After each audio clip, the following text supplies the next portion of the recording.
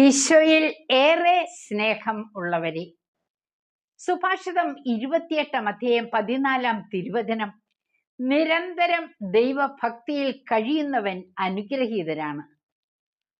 1975 സൈഗൻ രൂപത bishop van തുവാൻ arrest ചെയ്യപ്പെട്ടത്.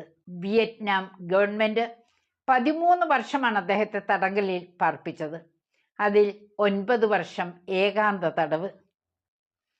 എങ്ങനെ അദ്ദേഹം തൻ്റെ വിശ്വാസം കാത്തു? 10 നിയമങ്ങൾ അദ്ദേഹം സ്വയം നിർമ്മിച്ചു. അതിലൊന്ന് പ്രാർത്ഥിക്കുക, മറ്റൊന്ന് ബലിയർപ്പിക്കുക, ഇങ്ങനെ 10 എങ്ങനെ ബലിയർപ്പിക്കാൻ സാധിച്ചു? ഉദരവ്യാധിക്ക് എന്ന പേരിൽ ചില സന്ദർശകർ ചെറിയ കുപ്പിയിൽ വീഞ്ഞ് കാവൽക്കാരൻ വഴി അദ്ദേഹത്തിന് എത്തിച്ചു കൊടുത്തിരുന്നു. രാത്രി 9:30 ശേഷം ഇരുട്ടിൽ കൈവെള്ളയിൽ ഒഴിച്ച 2-3 തുള്ളി വീഞ്ഞും രാവിലെ ബ്രേക്ക്ഫാസ്റ്റിന് കിട്ടിയ ബ്രെഡും ഉപയോഗിച്ച് അദ്ദേഹം ബലിയർപ്പിക്കും. സഹ തടവുകാർക്ക് ആ ഇരുട്ടിൽ ദിവ്യകാരുണ്യം നൽകും. 1988 അദ്ദേഹം സ്വതന്ത്രനായെങ്കിലും 3 വർഷം വീട്ടുതടങ്കലിലാണ്.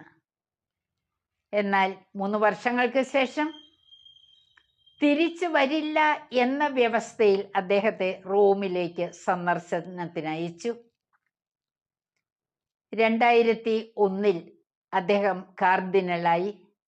എന്നാൽ 2002 മെയ് 16 ക്യാൻസർ മൂലം അദ്ദേഹം മരിച്ചു.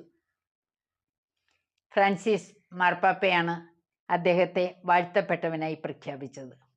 സ്നേഹമുള്ളവരെ, വിശ്വാസം കാത്തു സൂക്ഷിക്കാൻ നാം നമുക്ക് തന്നെ നിയമമായി മാറണം.